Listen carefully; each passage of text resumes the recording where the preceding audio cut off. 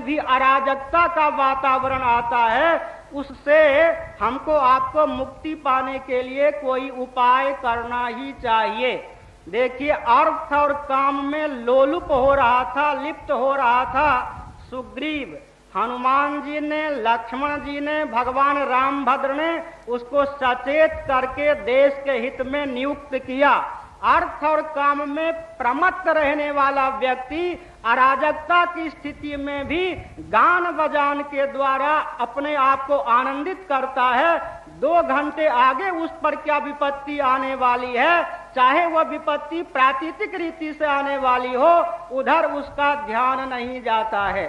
साथ ही साथ योग वासिष्ठ में कथा आती है, हमारे भक्त राज प्रहलाद तत्वज्ञ होते हुए भी निर्विकल्प समाधि लगाकर बैठ गए और चोर डाकुओं के कारण आतंक चारों ओर छा गया।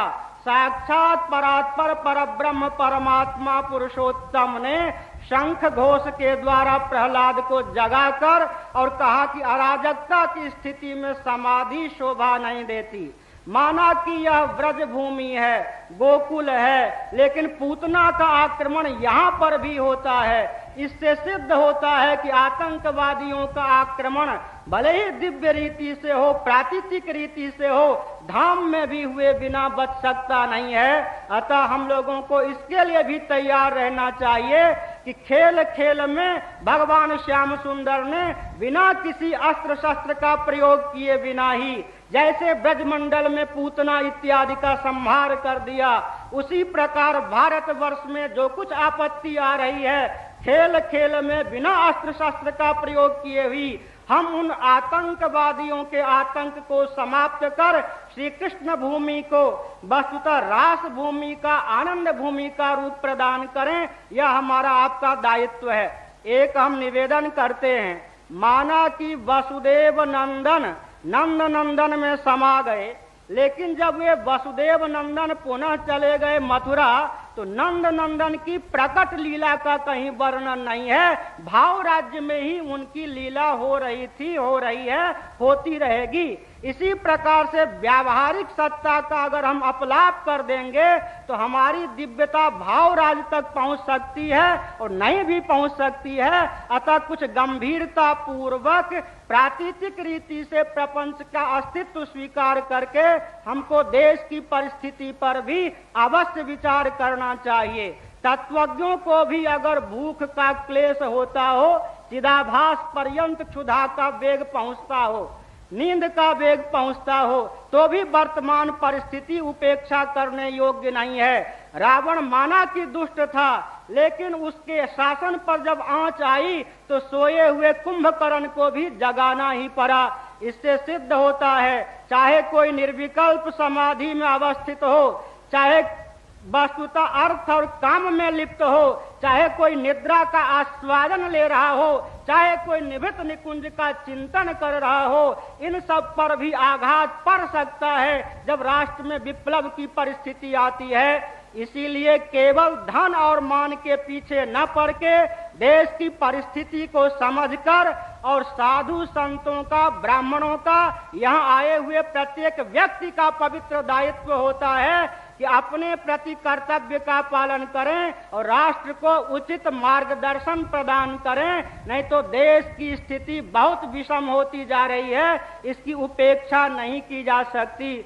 आप बुरा न माने, किसी व्यक्ति ने कहा था कि वृंदावन में इन सब चर्चाओं को रखना, घी में, ये खीर में मानो नमक का छोंक डालना है अथवा खीर में मानो हींग का छोंक डालना है। लेकिन इसका उत्तर मैंने पहले दे दिया, प्राकृतिक सब वस्तुओं से वस्तुतः हमको प्रभावित होना पड़ता है। एक ही उदाहरण दे दें, हमारे श्री गुरुदेव ने एक उदाहरण दिया है, नैयायिकों के अनुसार ये बर्फ की सिल्ली होती है ना, वस्तुतः उसमें गुरुत्व तो नहीं है, लेकिन जब बर्फ की सिल्ली को किसी के सर पर आप बाजार देंगे, उसमें मिथ्या जो गुरुत्व है उसके सर को चकनाचूर करने में समर्थ होगा ही।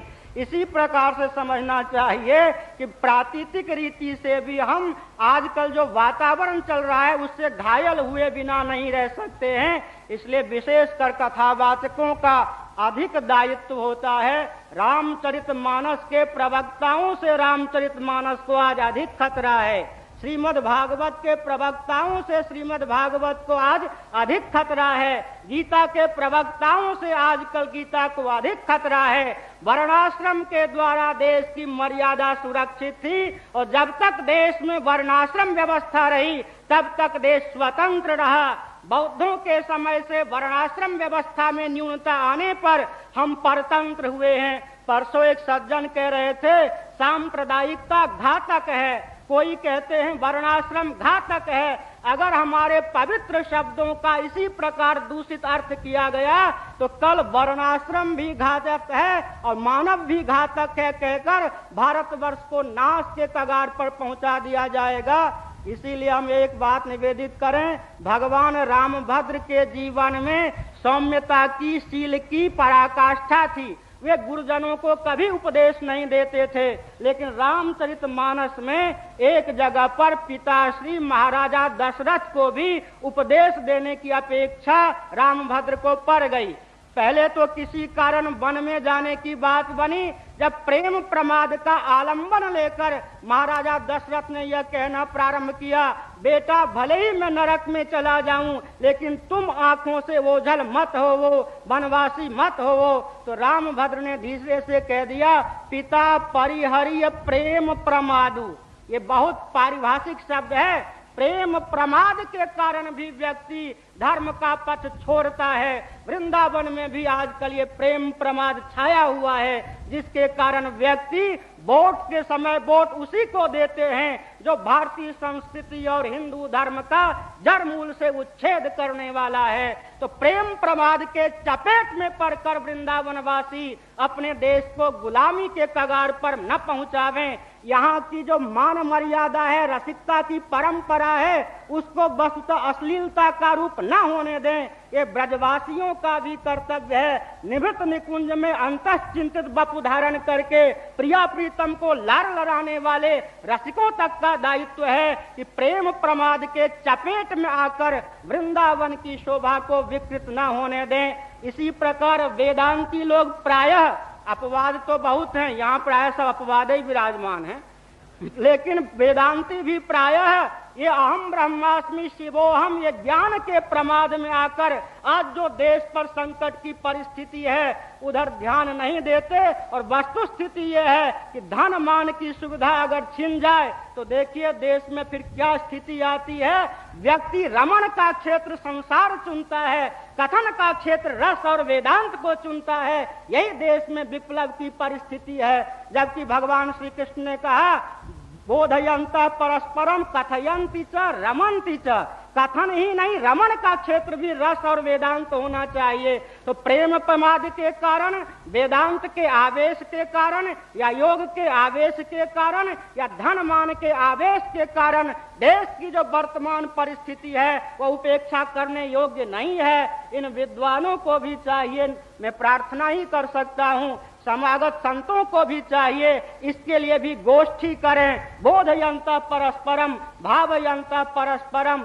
नहीं तो ये बंदूक और ये सब के आटोप में आकर व्यक्ति की समाधि कैसी लगती है, नींद कैसी लगती है और रस चिंतन कैसा बनता है, ये तो अमृतसर वालों से जाकर पूछो। सबसे ज्यादा वेदांती असी ब्रह्म तुसी ब्रह्म करने वाले वही हैं। अतः हमने रसिकता की दृष्टि से भी कहा कि प्रातीतिक व्यावहारिकता की उपेक्षा नहीं की जा सकती और वेदांती भी प्रातीतिक व्यावहारिकता की उपेक्षा नहीं कर सकते। माना कि हम सब रसघन आनंद घन हैं, लेकिन रसघन में जो ये कल्लोल है, अनर्गल कल्लोल, उसको शांत करने के लिए चाहे देवियां हो चाहे पुरुष हो, सबको सन्नद्ध होकर देश की परिस्थिति पर विचार करना चाहिए। नहीं तो रामायण महाभारत की या यहाँ की महावाणियों की परंपरा ज्यों की त्यों धरी रह जाएगी। वस्तुतः हमारे श्री कृष्ण भगवान तो रणछोड़ भी हैं और यहाँ के जितने ठाकुर जी हैं ना, जब औरंगजेब ये सब का आक्रमण हुआ तो